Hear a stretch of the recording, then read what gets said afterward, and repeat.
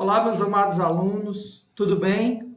Hoje nós vamos iniciar mais uma aula nossa falando sobre segurança jurídica. É um tema muito bom, eu gosto bastante desse tema. Nós vamos falar sobre ele hoje, tá certo? E junto do meu cafezinho,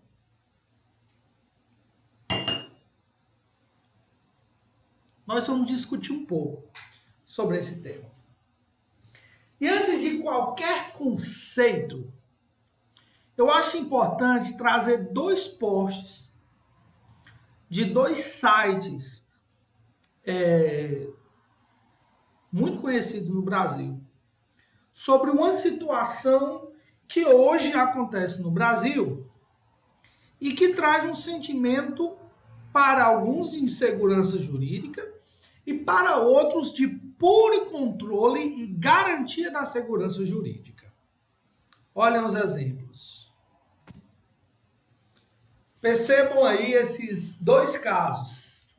Nós temos o primeiro, da Folha de São Paulo, um print que eu fiz no meu Instagram, tá? Já deixa a dica, quem não me segue, siga lá no meu Instagram. Diz assim: Bolsonaro diz, após decisão do Supremo, eu não vou ser o primeiro, isso foi ontem, né? Eu não vou ser o primeiro, hoje é dia 18 de junho, tá? Eu não vou ser o primeiro a chutar o pau da barraca. Eles estão abusando. Isso está a olhos vistos. Então está chegando a hora de tudo ser colocado no devido lugar. Que lugar é esse? De que lugar o presidente da República está falando?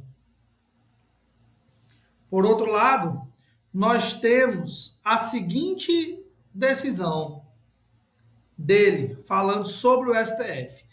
Nós jamais cumpriremos ordens absurdas, mas também não aceitaremos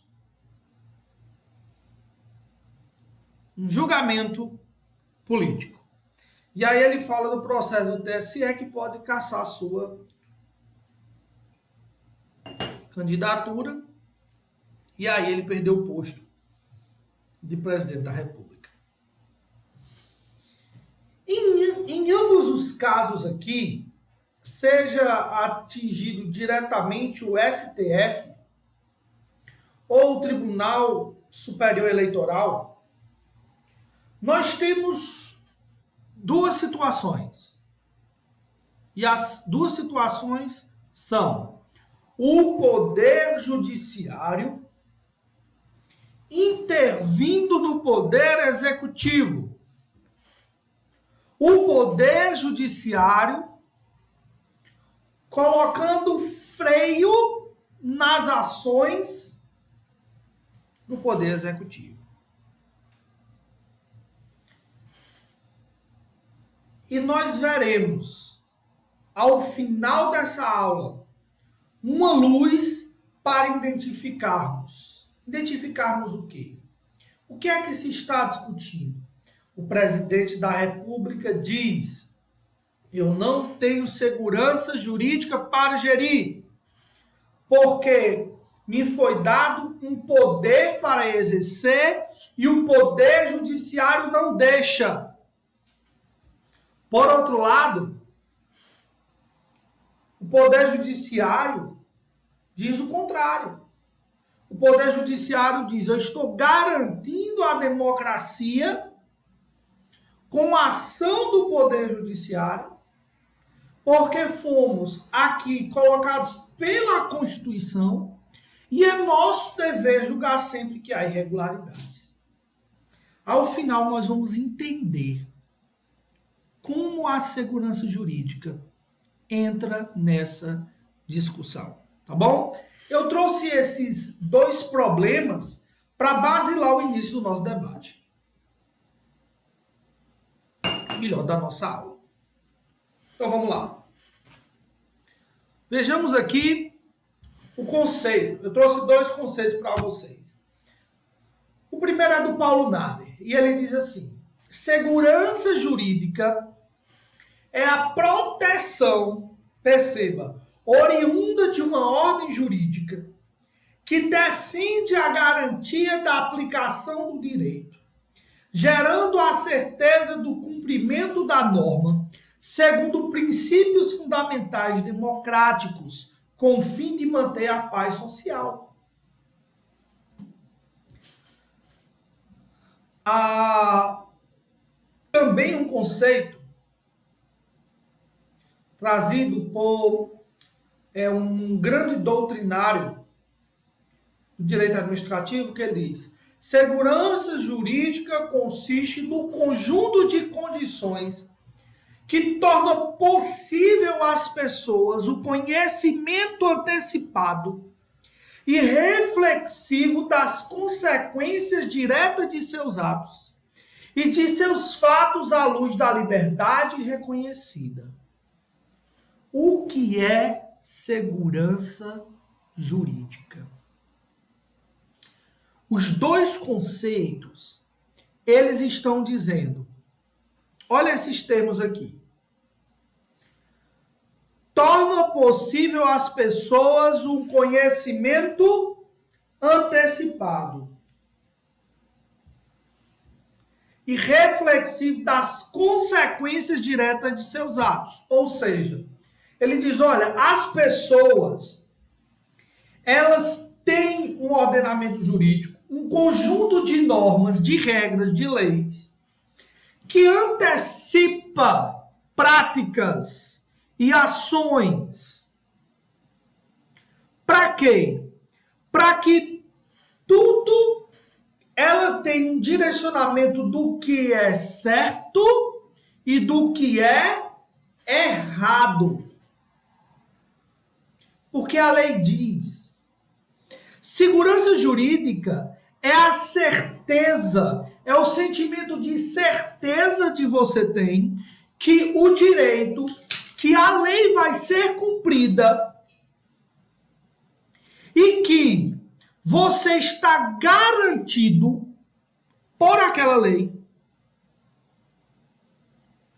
No conceito anterior, ele diz a proteção oriunda de uma ordem jurídica que defende a garantia da aplicação do direito. Olha, é uma proteção que defende a aplicação do direito, a aplicação da norma que está na lei, gerando a certeza, esse conceito é top, do cumprimento da norma, segundo os princípios fundamentais democráticos,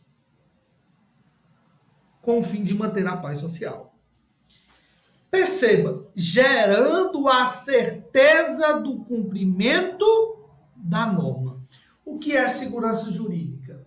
Segurança jurídica é saber que se alguém der um tiro na cabeça de alguém, ele vai ser processado e condenado por aquele crime. Ou então, baseado na mesma lei, no artigo 121 do Código Penal, é saber que você será julgado e processado. Mas se você for absolvido, transitado em julgado, você nunca mais será processado por aquele crime. Está absolvido e absolvido uma vez para, depois de transitado em julgado, não será mais discutido. Condenado da mesma forma. Se você foi condenado e condenado em última instância, tem que cumprir a pena, não tem mais o que fazer. A certeza do cumprimento da norma. A certeza, a segurança jurídica é a certeza de que, se você está andando em uma estrada, em uma via, na preferencial, e alguém avança a preferencial e bate em você, você tem a certeza de que ele lhe indenizará, que a justiça lhe dará ganho de causa. Na verdade, não a você, mas ela vai dar ganho de causa para quem estiver certo. E vai obrigar o outro a pagar o dano. Se ele não tem como pagar, é outra coisa, mas a justiça obriga. Essa segurança jurídica, a certeza do cumprimento das normas. Nós vamos já estudar os princípios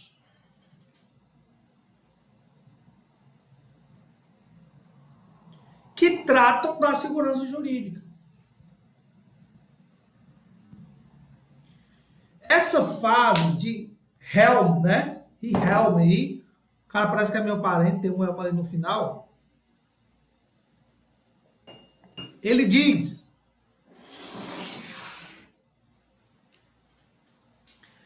segurança jurídica é a finalidade próxima. A finalidade distante é a justiça. E isso é magnífico.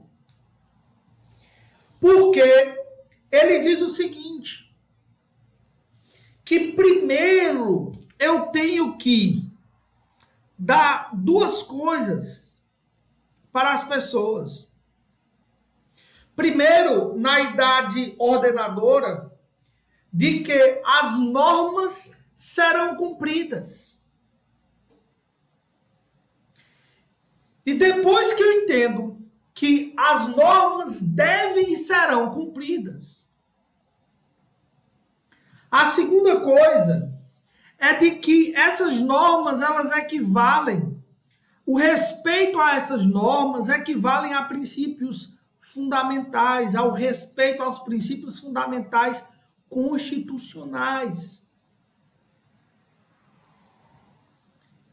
Veja, só haverá justiça, na visão dele, se primeiro eu tiver segurança jurídica. E faz sentido o apontamento dele, né? Faz muito sentido o apontamento dele. Por quê? Alguns filósofos dizem a mesma coisa. Por exemplo, Sócrates dizia: é necessário que os homens bons cumprissem leis más para que os homens maus cumprissem as leis boas. Ele está dizendo, é importante que algumas pessoas sejam injustiçadas e cumpram as leis más para que as leis não percam o seu poder e as leis boas também não sejam seguidas. John Gottfried diz: prefiro a injustiça a uma desordem. Porque uma injustiça, em um caso concreto, é ruim. Mas se ninguém segue as leis, há uma desordem. E se há uma desordem, há um caos. E se há um caos, papai, não haverá justiça em forma alguma. Esse outro rapaz aí do meio, aqui do meu lado, é Hans Kelsen, aquele do positivismo jurídico. E ele diz: justiça, sabe o que é justiça? É a aplicação da norma jurídica ao caso concreto. Não é esse pensamento platônico, esse posicionamento justnaturalista de que é um direito que vem dos deuses, é maior a justiça. Não. Justiça é cumprir a lei. Se não cumpre a lei, não é justiça. E se está de acordo com a lei, é justiça. Rui Barbosa, outro pensador brasileiro, diz: com a lei, pela lei e dentro da lei, porque fora da lei não há salvação. E tudo isso, pessoal, nos leva à discussão entre segurança jurídica e justiça. Quem ganha esse debate de segurança jurídica e justiça? Por quê? Sócrates dizia: às vezes é preciso que os bons cumpram leis más para que os maus cumpram leis boas. Justiça é uma para cada pessoa. O que é justo para mim, com base no conhecimento e nas minhas experiências e valores, pode não ser justo para você, baseado nos seus costumes, nos seus valores, nos seus aspectos morais. Mas, se eu tenho uma lei que diz o que é justo, que diz o que é certo, ela será certa para mim e para você. E quando eu tenho a minha justiça e a sua justiça e a justiça do outro, percebam que nós temos 3 conceitos de justiça diferentes. Qual juiz vai seguir? Qual é a justiça correta? O que é segurança jurídica? É a lei apontar para uma e dizer: essa é aquela que será usada no país inteiro. Professor, isso é muito complicado. Lógico que é muito complicado. Entretanto, essa é a ideia de segurança jurídica. Característica do direito serve para todos, generalidade, para todas as pessoas. Heteronomia, sujeição àquele alheio de todas as pessoas. Relação bilateral de poder do Estado e relação de poder-dever, de obrigação e de instrução entre o povo e o Estado de forma equânime, em que as pessoas têm que seguir o poder que a lei tem. E aí eu vou exemplificar para vocês um caso de insegurança jurídica, tá? Vou mostrar aqui para vocês esse caso de insegurança jurídica. Olha se dá para a gente localizar esse exemplo. A Constituição Federal de 88 decidiu que ninguém será considerado culpado até o trânsito em julgado de sentença penal condenatória. Nós estamos vindo da aula de jurisprudência. E eu falei para vocês o seguinte, quando eu expliquei o que é primeiro grau, segundo grau, lembram disso? Pronto, vamos lá. Quando a gente sobe das condenações em instância, né, primeira instância, segunda instância e instâncias superiores, que chamam de terceira instância, para a Constituição Federal, o que é que o artigo 5º da Constituição Federal está dizendo? Está dizendo que eu tenho uma decisão em Iguatu, recorro para o tribunal, sou condenado de novo lá no tribunal. Eu ainda já sou culpado pelo crime?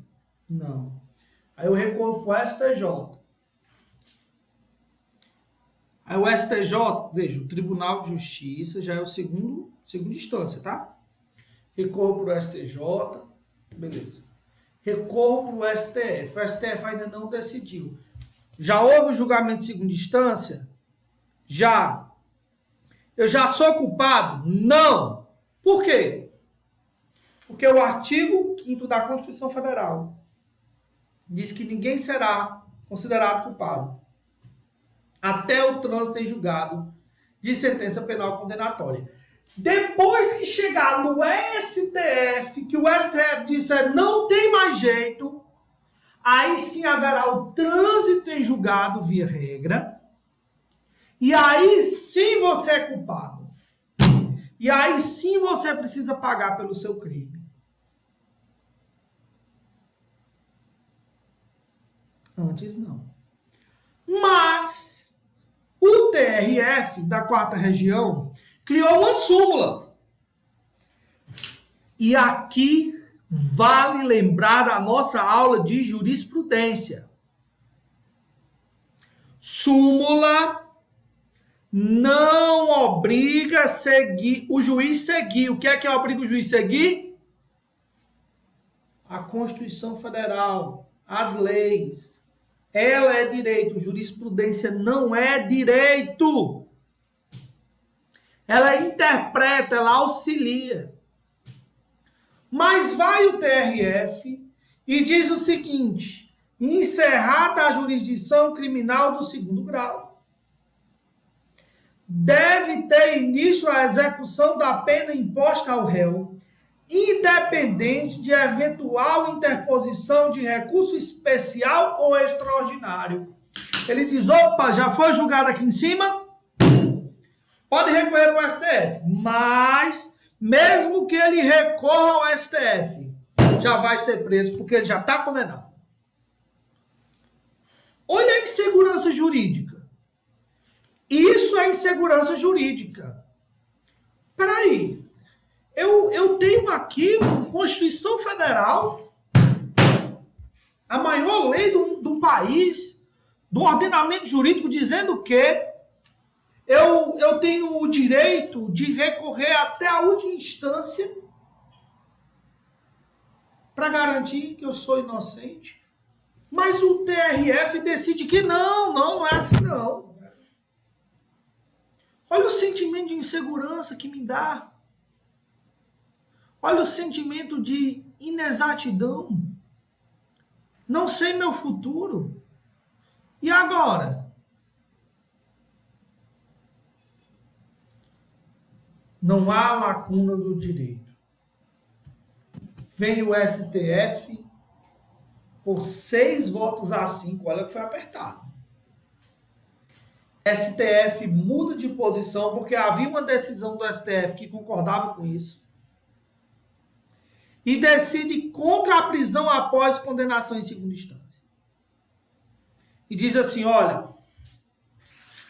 realmente a Constituição é clara, tem que esperar tudo, passar todas as instâncias, passar por todos os graus de recurso. E com isso ele estabelece uma segurança jurídica.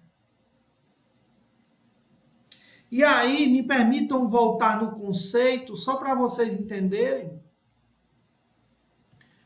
É o conjunto de condições que torna possível às pessoas o conhecimento antecipado e reflexivo das consequências diretas de seus atos e de seus fatos à luz da liberdade reconhecida. Ou seja, o cara tem o direito de saber que ele, quando ele será preso, por que ele será preso, tá? Lógico, pessoal, estou falando em um processo comum, um processo que corre por todas as vias, não estou falando em prisão preventiva não, tá bom? Ele tem o direito de saber que ele pode recorrer, ele tem o direito de saber quando ele poderá ser preso. Isso não pode ficar em aberto. As regras do jogo não podem mudar. Ou devem ser mudadas como? Segurança jurídica envolve estabilidade. E quando se fala em princípios fundamentais, não é só respeito a normas, a leis propriamente ditas, mas sim respeito a princípios constitucionais. Princípios fundamentais da segurança jurídica, que nós veremos agora. E aí nós temos o primeiro princípio a ser respeitado. E aqui vai entrar aquela discussão lá de Bolsonaro. O primeiro princípio da segurança jurídica é relativo à organização do Estado. E ele vai dar sobre o que faz cada poder. Tá bom? Pessoal, eu fiz um primeiro vídeo, a gente dá uma paradinha agora, tá certo? E volta desse ponto. Tá bom? Abraço.